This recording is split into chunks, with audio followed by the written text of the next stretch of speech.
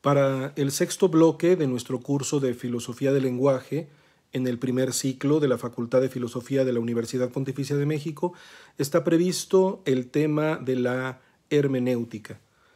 Hemos de decir que los contenidos más característicos de nuestra asignatura han sido ya estudiados. En cierta medida, la filosofía analítica y la semiótica se consideran para muchos la alternativa filosófica de la hermenéutica. Sin embargo, no podemos ignorar que la hermenéutica es una poderosa teoría que incluye también una visión sobre el lenguaje. Aunque no considera al lenguaje su principal ingrediente, incluye ciertamente una reflexión sobre el mismo, especialmente en el ámbito de su comprensión y de las estructuras antropológicas que la sustentan. El bloque general lleva por título La cuestión de la comprensión, hermenéutica. Tenemos previstos dos apartados, conforme al texto que seguimos de Nubiola y Conesa. En primer lugar, una consideración global de la hermenéutica, incluyendo su historia, señalando a sus autores más influyentes. A partir de ello, la ubicación del tema del lenguaje en lo que podemos llamar su sistema. Haremos también alusión a la confrontación, que hoy podemos considerar ya clásica, entre hermenéutica y filosofía analítica.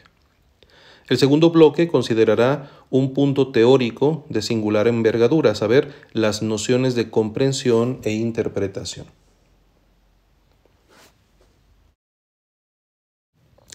La historia de la hermenéutica se desarrolla en tres fases. La primera es más técnica. Se entiende como el arte de la interpretación, básicamente como una serie de reglas para interpretar textos. Se aplicó tanto a textos jurídicos, ya desde la antigüedad romana, como a textos religiosos, especialmente con la exégesis cristiana, que consideró la escritura en primer lugar, pero también otros documentos religiosos. Por otra parte, en este tiempo la identificamos vinculada a la retórica, esta arte del modo de convencer, que por lo tanto emplea el lenguaje y seguirá también una serie de reglas. La interpretación en este tiempo atiende tanto a la intención del autor, la intentio autoris, como la intención del lector, la intentio lectoris. Se suele señalar para esto tres momentos que supone una agudeza casi al modo de un arte para entender. La subtilitas intelligendi, la subtilitas explicandi y la subtilitas applicandi. La sutilidad para entender, la sutilidad para explicar y la sutilidad para aplicar. El segundo periodo se identifica por un salto más estrictamente filosófico y va a tener su parteaguas en la obra de Schleiermacher. Aquí la interpretación es un acto que se extiende a todos los productos del espíritu humano, no solamente a los textos, se extiende a los discursos y en general a otras obras. Para explicar adecuadamente este producto del espíritu humano es necesario comprender el proceso creativo que lo ha engendrado. Es decir, no basta entender el producto en sí mismo, el texto en sí mismo, sino tratar de ver cómo llegó a ser producido ese texto. La hermenéutica entonces es el arte de comprender porque es el arte de evitar malentendidos. Es un proceso abierto siempre a ulteriores revisiones porque el texto o el producto cultural siempre puede entenderse mejor. Schleiermacher distingue dos momentos de esta tarea. La gramatical, que se refiere directamente a la lengua, al conocimiento de la lengua, y una segunda que es la tarea técnica, que en este caso la identifica con el proceso psicológico. La hermenéutica técnica es la que trata de reconstruir el proceso psicológico llevado a cabo por el autor de la obra. Quien va a tratar de interpretar un texto debe de hacer algo así como un acto adivinatorio, poniéndose de alguna manera en el lugar del autor para congeniar con él. Se trata de llegar incluso a tener un conocimiento superior al que el autor mismo tuvo, porque se asoma a aspectos inconscientes del mismo.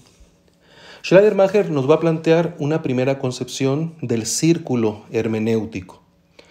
Aquí el círculo hermenéutico va a significar básicamente que para entender una parte del discurso entero hay que referirnos al discurso entero y al mismo tiempo para entender la totalidad del discurso es necesario hacer referencia a las partes. Es decir, el círculo hermenéutico consiste en un ir y venir de la parte al todo y del todo a la parte en un círculo, insisto, siempre abierto. Dentro de este segundo periodo, además de señalar a Schleiermacher, también destaca la obra de Dilthey. Él, en su distinción entre ciencias de la naturaleza y ciencias del espíritu, va a decir que mientras las primeras, las ciencias de la naturaleza, se dedican a la explicación, porque tratan de llegar a marcos estrictamente causales, las segundas, las ciencias del espíritu, en las que interviene el ser humano, son aquellas precisamente que requieren la interpretación. Dilthey subraya la perspectiva histórica que produce los elementos culturales como producto del espíritu humano. El tercer periodo corresponde prácticamente al siglo XX y tiene como protagonistas a Heidegger y a Gadamer, a quienes podemos añadir también a Ricoeur. En ellos no solo encontramos un acercamiento filosófico a la hermenéutica, esto ya ocurrió en el periodo anterior, sino vamos a encontrar una generalización de toda la filosofía considerada hermenéutica. Desde el primer Heidegger, de Ser y Tiempo, se presenta el comprender como una estructura originaria del ser humano, del Dasein. Así, la hermenéutica pasa a entenderse como una analítica de la existencialidad de la existencia, es decir, la revisión de las condiciones de posibilidad del ser humano. Dada su historicidad, la interpretación ocurre también en la historia, desde una precomprensión hasta un proyectar humano. Siempre estamos ubicados en un ámbito de comprensión, de manera que en el momento en que estoy comprendiendo algo, ya tengo un bagaje previo de comprensión y al mismo tiempo proyecto una historia humana hacia adelante como una nueva comprensión. En este marco, el círculo hermenéutico se extiende más allá del todo y la parte que identificábamos anteriormente en Schleiermacher a las condiciones antropológicas del preguntar humano ubicado en la historia. Es decir, siempre el círculo hermenéutico es un descubrir las propias precomprensiones y seguir en este marco histórico caminando hacia adelante, hacia nuevas comprensiones. El Heidegger posterior va a abandonar prácticamente el análisis de la existencia para concentrarse en una ontología del lenguaje. El lenguaje es entendido como la casa del ser, una expresión célebre, sobrepasando la pura existencia. Prácticamente afirma que fuera del lenguaje no hay ser. Y es en esta casa del lenguaje donde habita el ser humano como pastor del lenguaje y pastor del ser. El hombre usa al lenguaje, pero al mismo tiempo el lenguaje de alguna manera usa al ser humano. Es necesario en este marco dejar que el lenguaje nos hable. Las intuiciones de Heidegger se van a afinar y sistematizar en Gadamer, especialmente en su obra clásica Verdad y Método. La pregunta hermenéutica fundamental para él es ¿cómo es posible la comprensión? De hecho, toda comprensión es simultáneamente un comprenderse, es decir, no comprendo nunca algo sin al mismo tiempo estarme comprendiendo como aquel que comprende algo. La hermenéutica filosófica es una teoría de la experiencia humana del mundo, porque toda la realidad se entiende como un texto. El círculo hermenéutico se extiende aún más. El hombre siempre se encuentra en un horizonte, es decir, el ámbito de visión que abarca y encierra todo lo visible desde un punto determinado, y en la tarea de interpretar se ubica en su propia posición, pero al mismo tiempo pone en evidencia sus límites y busca ulteriores aperturas. El diálogo hermenéutico ocurre así entonces como un proceso de fusión de horizontes. Para Gadamer, en esta explicación, un lugar privilegiado lo ocupa la tradición que está marcada por su lingüisticidad. Nuestra conciencia está condicionada por lo que ha sido previamente producido, justamente por la tradición, bajo la interrelación de los productos culturales que van dejando sus efectos. La tradición siempre nos antecede, de alguna manera estamos ubicados en la tradición. Por eso la tradición establece los prejuicios con los que cada uno se acerca a la realidad como anticipaciones de la comprensión. El intérprete se hace consciente de sus propias anticipaciones.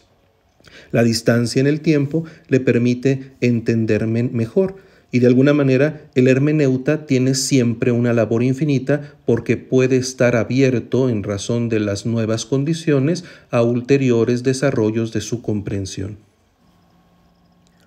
Ricoeur desarrolla una fenomenología orientada lingüísticamente. Entiende la hermenéutica como un trabajo de explicitación. A él no le interesan tanto las intenciones psicológicas escondidas en el texto. Se trata más bien de explicitar el mundo de la obra, la proposición de mundo contenida en los textos. Conectado el mundo del texto con el mundo del lector, se establece una nueva contextualización semejante a la fusión de horizontes de Gadamer. Para él, comprender es comprenderse delante de un texto.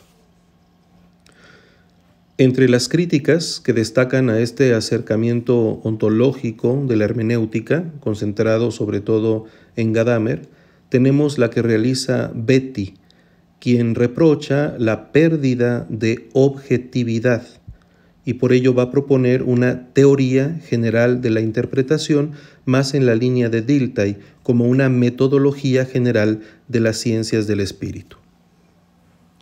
En este recorrido, el momento más destacado lo constituye el giro ontológico llevado a cabo sobre todo por Heidegger y Gadamer, identificando toda la filosofía como hermenéutica. Esta generalización, ya lo anunciábamos, no deja de tener dificultades. La más señalada, esta que mencionábamos de Betti, que se da de la verdad que pareciera queda comprometida en un cierto relativismo por la hermenéutica. Es verdad que hay un condicionamiento histórico de la verdad, pero la pregunta es si esto significa renunciar a una verdad objetiva y al carácter estable y transhistórico de la misma verdad. A ello podríamos añadir la implícita comprensión que se tiene dentro del sistema hermenéutico de la historia, observación que ya realizaba Pannenberg, que intuye en la hermenéutica en general un cierto hegelianismo camuflado. Por su parte, Habermas va a cuestionar la hermenéutica, sobre todo la de Gadamer, por describirla como tradicionalismo. Deja a un lado, considera Habermas, la capacidad crítica de la razón y más bien establece la continuidad de los procesos culturales dentro de esa misma tradición. Sin ignorar el peso de estas observaciones críticas, es incuestionable que verdad y método y el pensamiento hermenéutico en general constituye uno de los puntos más destacados de la filosofía del siglo XX. Después de esta somera revisión histórica, consideramos el nudo teórico central de la hermenéutica y dentro de él su concepción del lenguaje. Para una mirada sistemática del valor que el lenguaje tiene dentro de la hermenéutica contemporánea, vamos a tomar como punto de referencia estable la doctrina de Gadamer.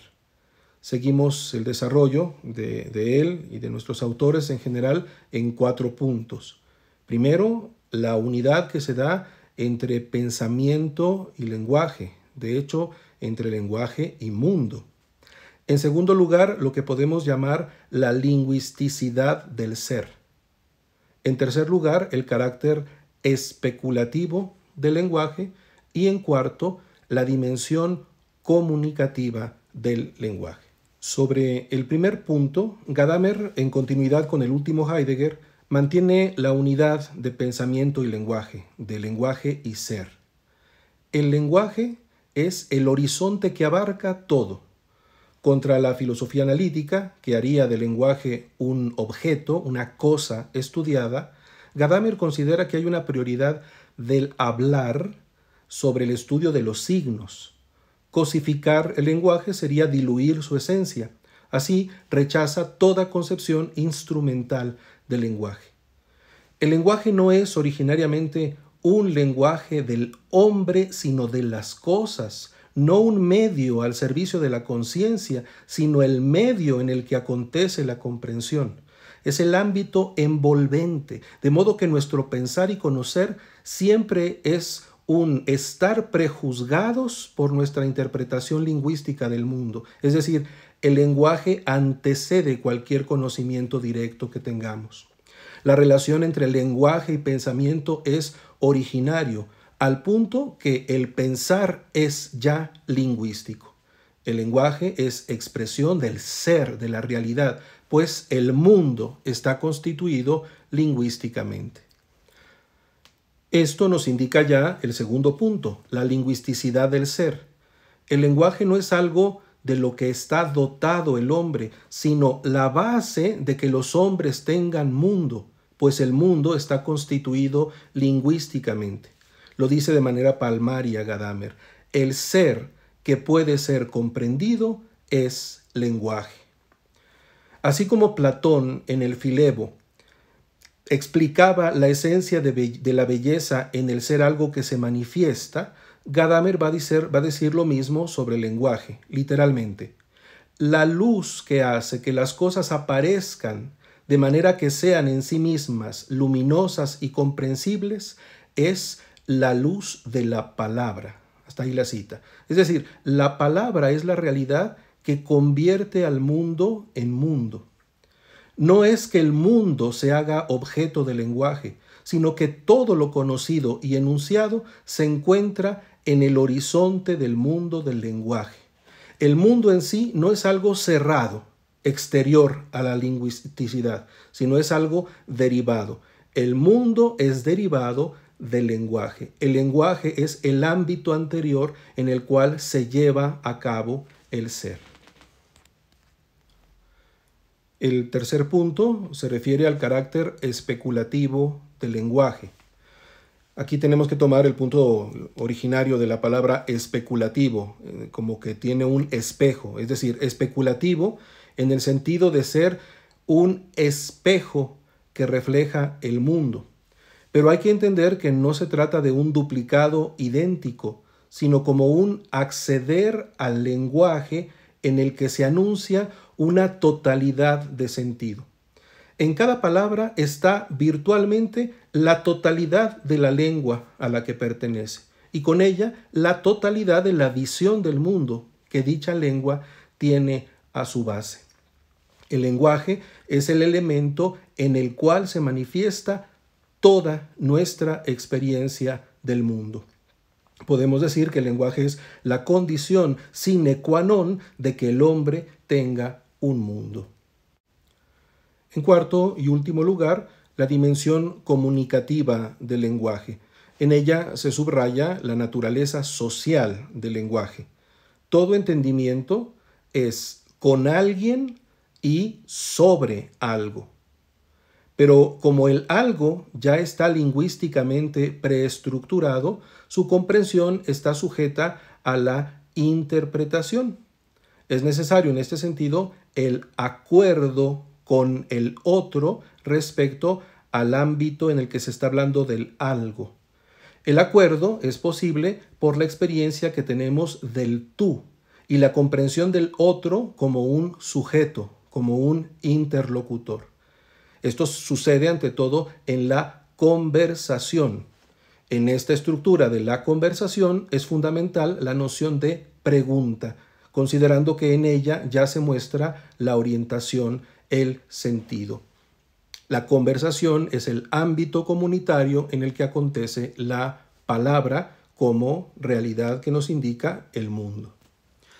Después de haber señalado estos elementos estructurados, centrales de la teoría hermenéutica, vale la pena asomarnos, al menos brevemente, a el diálogo o el conflicto que se ha dado entre filosofía analítica y hermenéutica. Es sin duda uno de los debates más interesantes de la segunda mitad del siglo XX, pues aunque ambas tendencias se ocupan del lenguaje, es tan diverso su acercamiento que para muchos resultaría imposible el diálogo. Si distinguimos estas etapas, el diálogo resultaría más difícil en el primer periodo de la filosofía analítica, el que corresponde a su etapa más positivista, la de Carnap, el Círculo de Viena y digamos el primer Wittgenstein, grosso modo.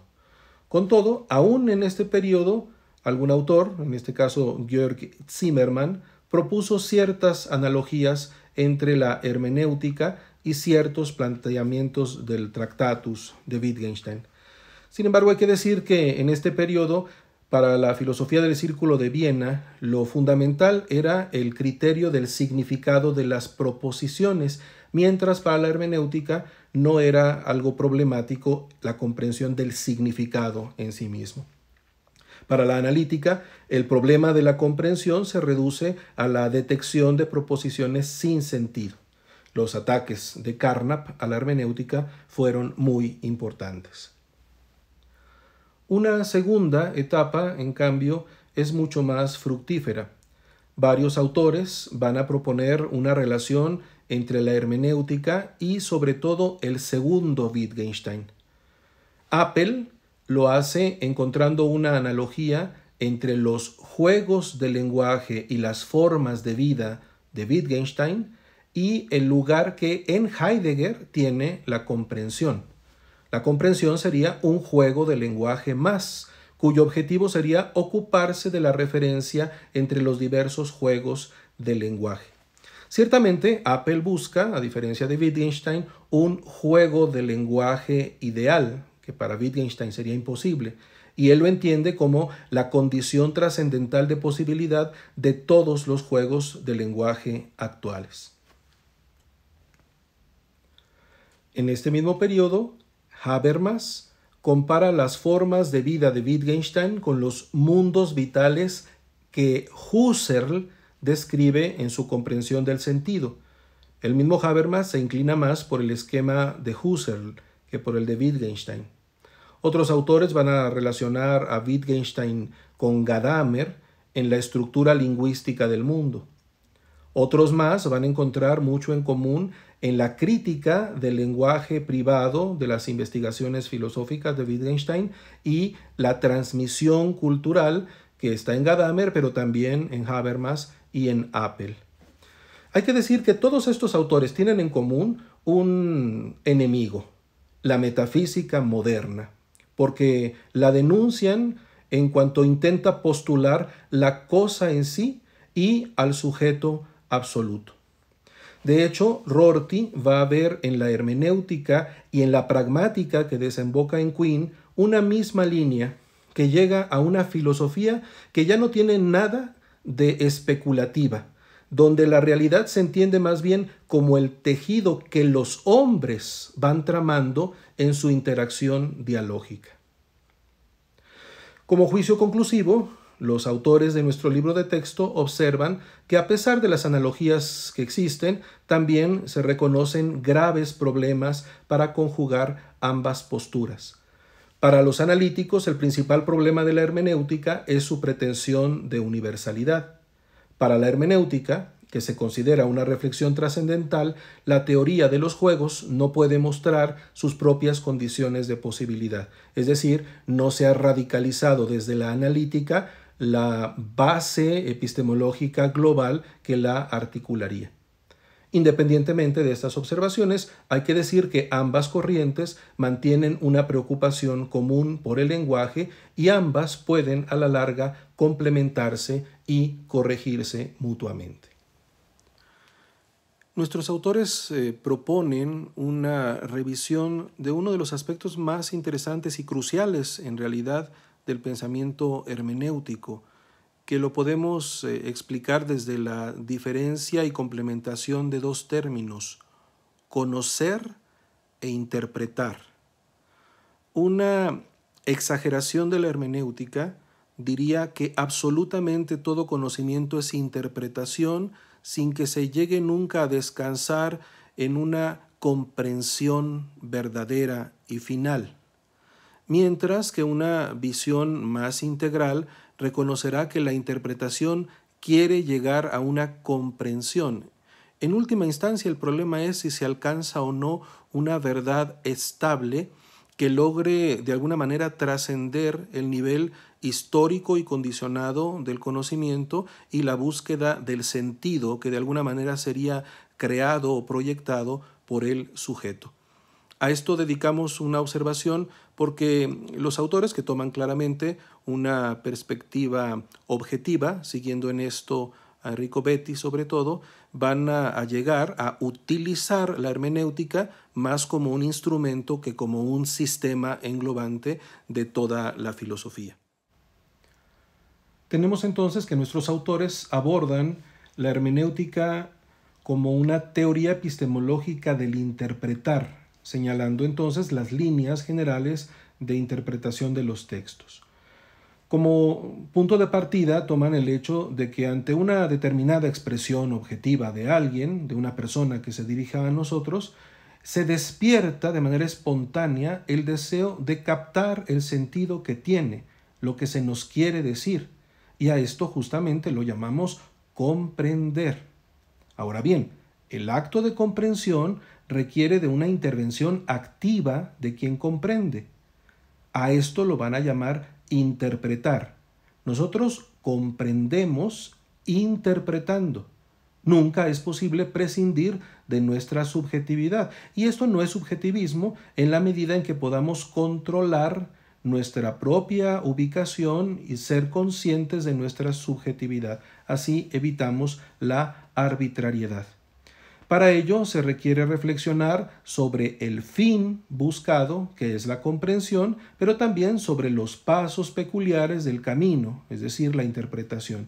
Juntamos así una teoría del comprender y un arte del interpretar. La hermenéutica designaría tanto esa teoría del comprender como ese arte del interpretar. Respecto a la comprensión, nuestros autores señalan una serie de principios que describen la estructura justamente de la comprensión. En primer lugar, afirman que el acto de comprender siempre se encuentra situado, tanto histórica como comunitariamente. En segundo lugar, observan que la comprensión tiene una estructura circular, respetando los distintos niveles que se han reconocido de círculo hermenéutico, como las partes iluminan el todo y el todo ilumina las partes, o bien en el lenguaje posterior, como se da una dialéctica entre la precomprensión, que siempre es un punto de partida, y la comprensión a la que se tiende.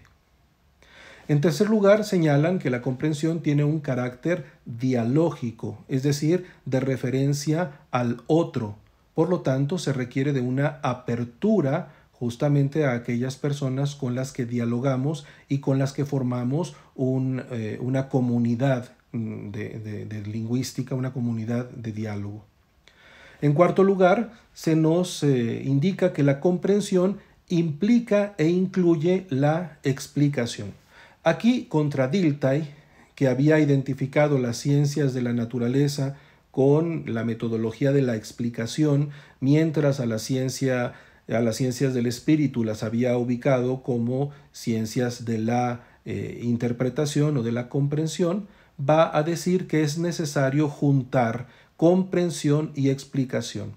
La comprensión se nutre de la explicación también tiende a una comprensión. Entonces, entre comprensión y explicación se va a dar tanto complementariedad como reciprocidad. Por último, y este es el punto filosóficamente más delicado, epistemológicamente más sensible, la tarea hermenéutica no puede prescindir de la verdad. Este sería el problema de erigir en un sistema a la hermenéutica. Es necesaria una cierta hermenéutica metafísica, o si se quiere, al menos, en este caso la propuesta es de nuestro Mauricio Beuchot, una hermenéutica analógica. Esto supone, de acuerdo con nuestros autores, un triple nivel de verdad. La verdad del texto, es decir, la correspondencia entre la interpretación y lo que el texto quiere decir. A esto lo podemos llamar verdad de la interpretación. Un segundo nivel, el de la cosa misma, la correspondencia entre lo que dice el texto y la realidad de la que habla el texto, es decir, la verdad del texto.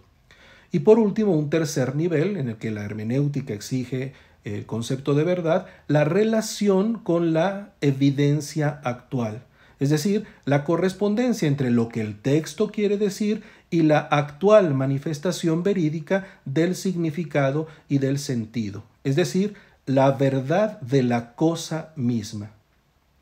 Estas, aunque sean en realidad marcos que se dan siempre en un conocimiento contingente, ubicado históricamente, nos lleva sin embargo a una verdad que ya no es contingente. Se alcanza una dosis metafísica de verdad.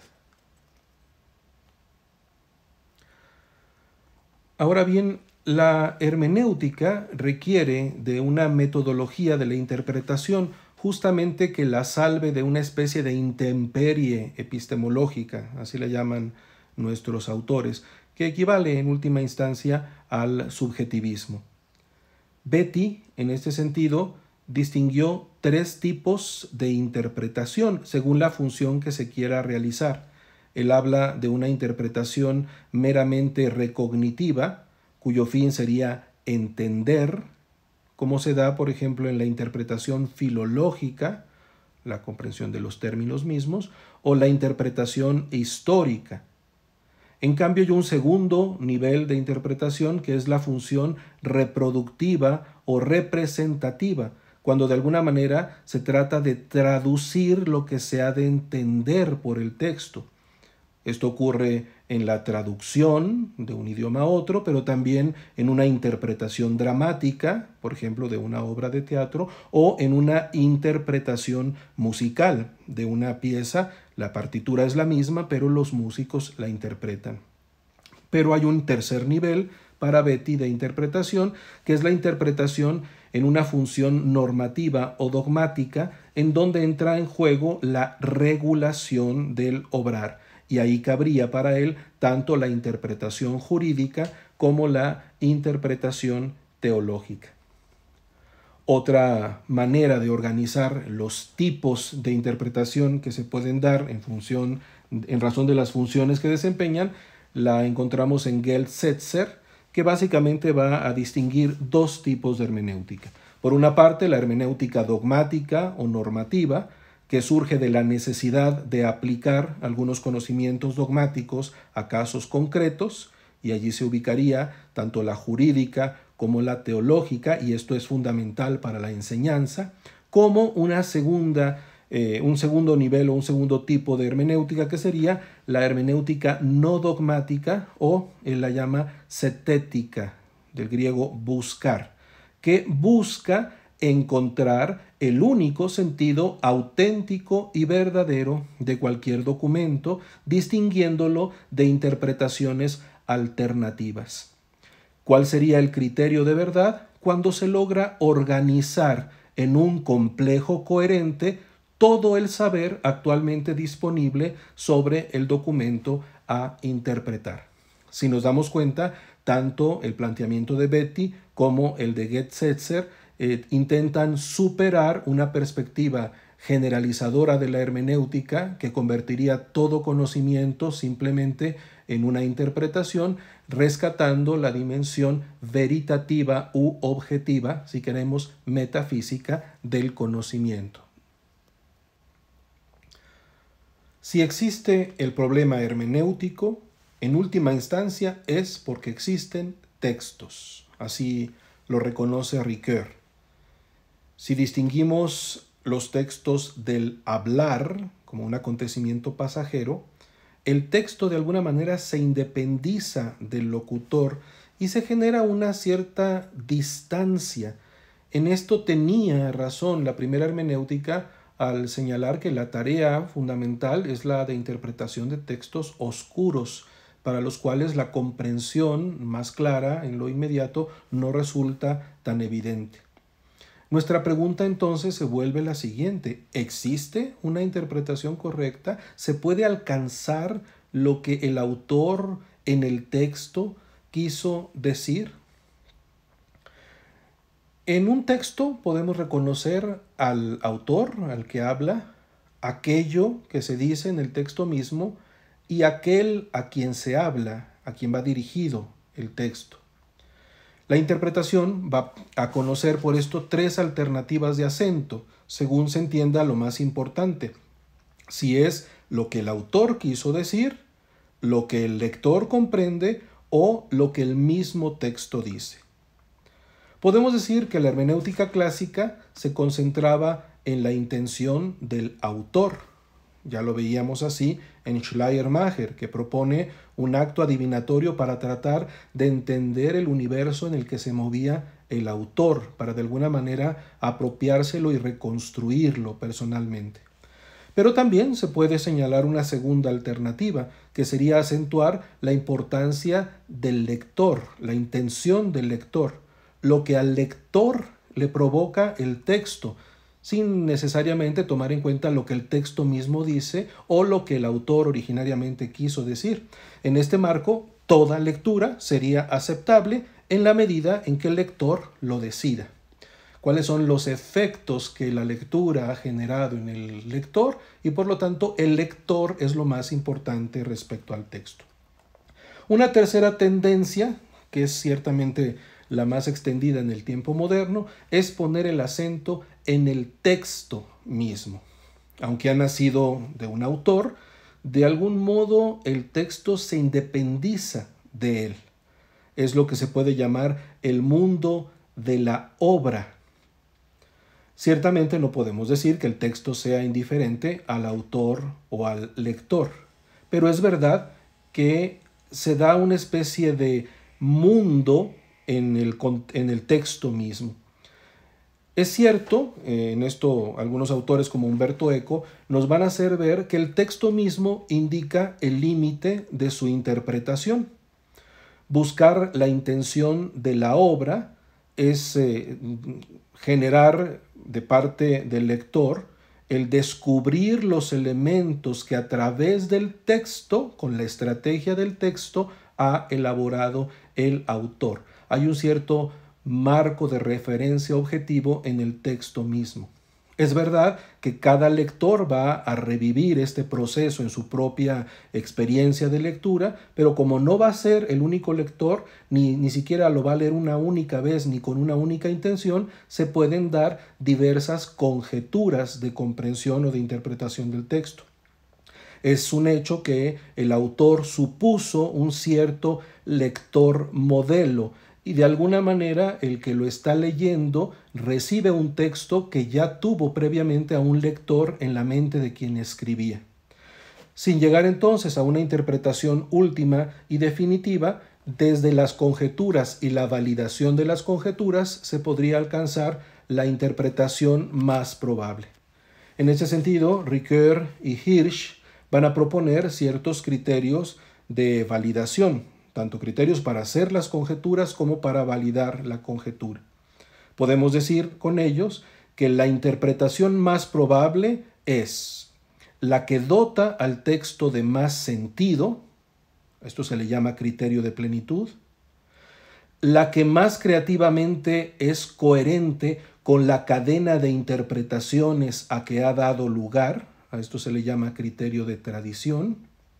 Tercero, la interpretación que sea más coherente con el conjunto del sistema de sentido en el que se inscribe, a esto se le llama criterio de congruencia. Y cuarto, la interpretación que ha pasado de modo más riguroso por la mediación de la explicación y la que mejor resiste la crítica que puede hacerse desde otras instancias. La suma de estos criterios permitiría de una manera objetiva reconocer una interpretación como más probable, más adecuada que otras. Con esto hemos concluido nuestro recorrido por la hermenéutica dentro del curso de Filosofía del Lenguaje.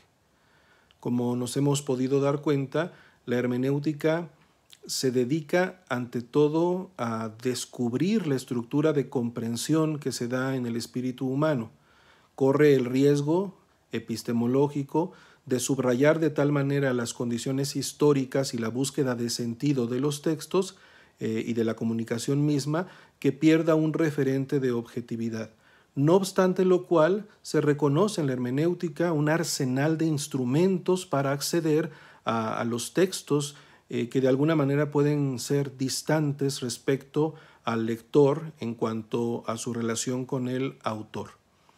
Nuestros autores, Conesa y Nubiola, desarrollan todavía un apartado ulterior sobre la relación entre hermenéutica y teología, dado que la hermenéutica ha entrado a formar parte también de los elementos racionales que se emplean para la reflexión sobre la fe. Sin embargo, nosotros prescindiremos de ese apartado. Sí veremos, en cambio, más adelante, la relación del lenguaje con la religión en general, dado que existe un universo propio de teoría sobre el lenguaje religioso.